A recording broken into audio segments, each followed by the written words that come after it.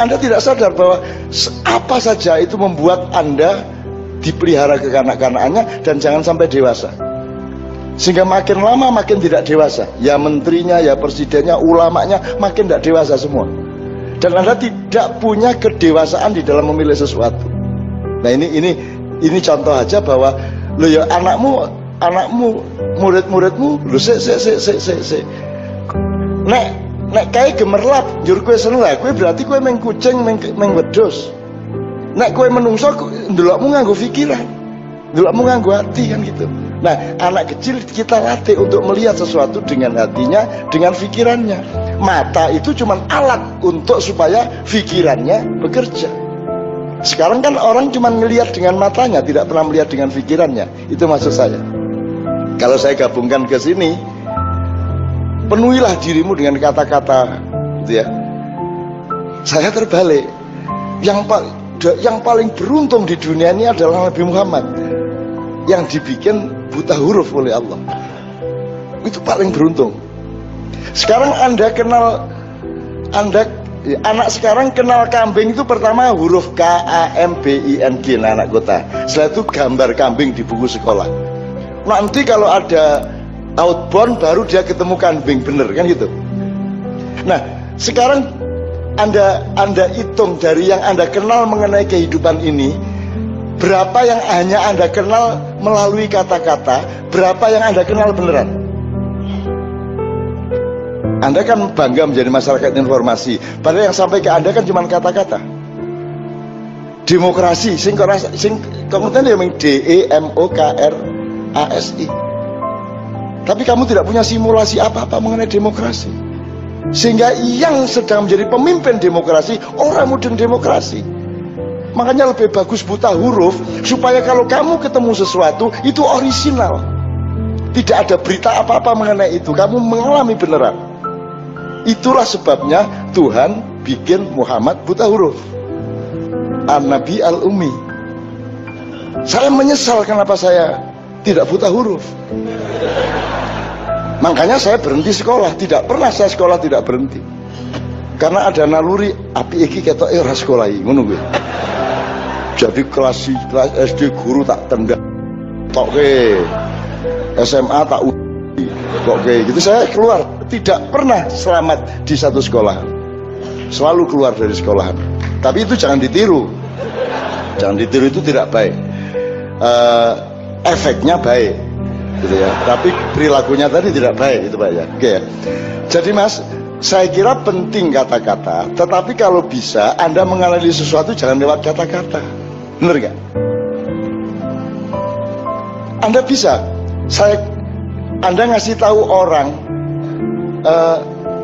sedep ono wong Amerika teko rene kandhane sedep iso gue menjelaskan sedep ke orang Amerika.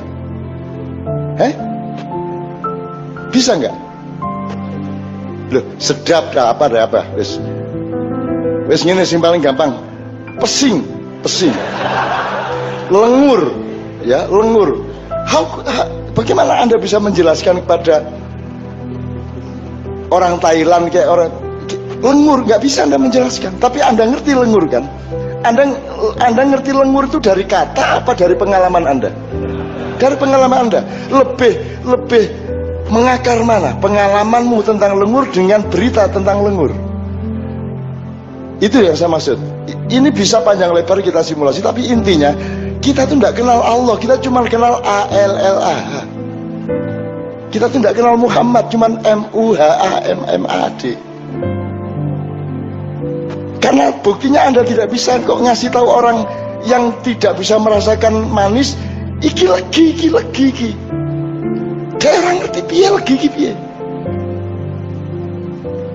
Orang Amerika itu tidak bisa membedakan panas sama pedes. Semua hot. Ya ini contohnya Mas. Jadi kata sangat penting, tapi jangan lupa kata juga sangat merugikan Anda dalam konteks Anda tidak bisa sampai kepada akar fakta dari sesuatu hal. Itu loh. Coba Anda lihat. Makanya Anda jadi masyarakat informasi hati-hati. Anda pikir Anda sudah tahu segala sesuatu gara-gara Anda browsing. Itu bukan pengetahuan, Anda jadi korban informasi. Kalau Anda mau jadi masyarakat Indonesia, Anda jadi sumber informasi. Anda upload sebanyak-banyaknya sakarepmu ning rasah membuka internet. Kowe mung upload tok. Wocon kowe nesu-nesu ora tak waca. Itu baru Anda jadi subjek informasi. Dan itu saya lakukan sama Kiai Kanjeng. Upload terus dan tidak pernah buka internet. Ono sing nesu, wah ono MH kafir, MH karo aku. Jari-jari ini tapi saya tidak peduli. Pokoknya upload kebaikan terus dan saya tidak peduli. Saya tidak mau jadi korban. Saya tidak baca koran, saya tidak nonton TV. Di rumah saya tidak ada koran. TV saya TV Kids, Fox Sport 1, Fox Sport 2, Fight Sport. Itu tak sing tak tonton. Nek ora kickboxing, Muay Thai, MMA. Kuwi tok sing tak tonton kuwi tok. WWE mo. Nek WWE ora. Nek Smackdown ora. Ning pokoke sing nek getin-getin tenan, cuklek-cuklek tenan, tiba-tiba tenan, cetha. Ya toh, tidak pakai Mahkamah Konstitusi, nek menang. Nah, kan itu kan. Di luar itu bisa dimanipulasi. Wong Mahkamah Konstitusi udah tidak ngerti bedanya hukum sama konstitusi kok. Wah, gini tak dawakno iki bubar Indonesia. Ini biasa saya jangan ngomong ngawur gini supaya sininya hidup, Pak. Daripada merasa tahu bahwa mereka miskin, kan kasihan. Dengan mereka mikir terus nggak terasa bahwa mereka itu miskin, bahwa hidupnya nggak sukses itu nggak terasa karena mereka asik. Saya tidak mengatakan Anda tadi salah, enggak. Cuman kalau dilihat dari sudut tadi itu benar, cuman kalau dilihat dari sudut yang sebaliknya itu lebih baik buta huruf. Ada seorang profesor dari IPB, Pak, bikin kunjungan ke daerah perkebunan. Terus setelah keliling kebun dia panggil Pak Lurah sama di sini. Seharusnya ini nanamnya minimum 5 meter. Sebab nangka itu sifatnya begini, akarnya begini, tanah itu begini, gini. Seharusnya nanamnya jangan terlalu rengket, 5 meter kalau nangka. Wah, dia cerita panjang lebar si profesor tentang nangka. Pak Lurah, ya. Nanti begitu sampai di kantor kelurahan baru di Pak itu tadi cempedak.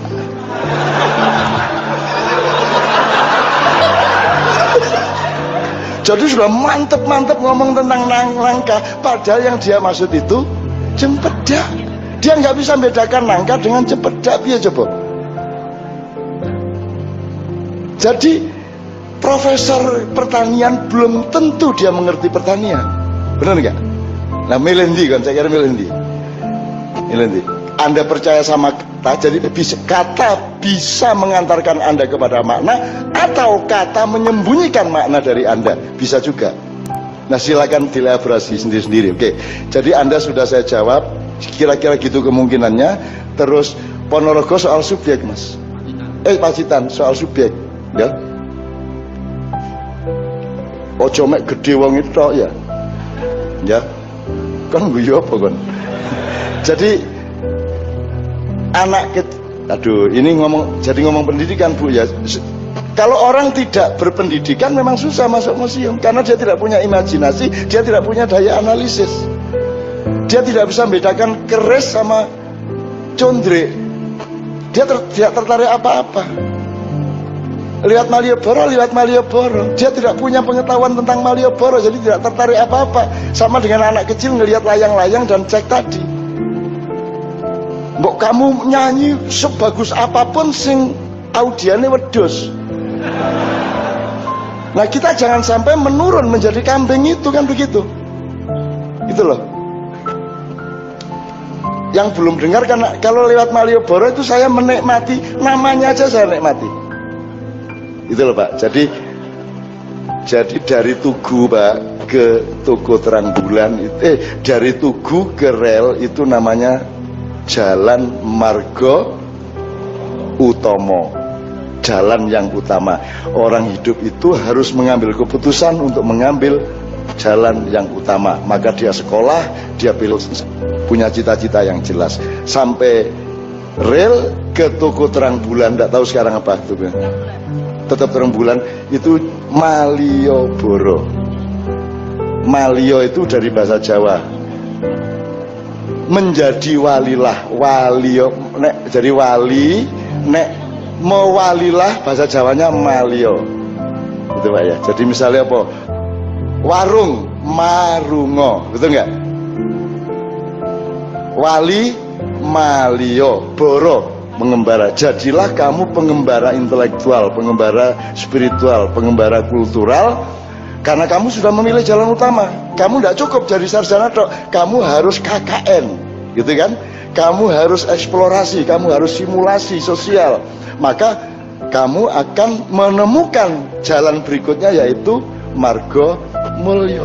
Menjadi sarjana belum tentu mulia, tapi setelah Anda mengabdi betul kepada masyarakat dengan praktek-praktek yang nyata, Anda akan menemukan kemuliaan, jalan marga mulya. Sampai kantor pos itu namanya jalan marga mulya. Dari kantor pos ke keraton namanya jalan panguraan. Nggak usah sampai sana mengguk ngiwa ponengen. Ora nang gontomanan sing bangan iku kan pengaruhan ku malah rusak kowe engko.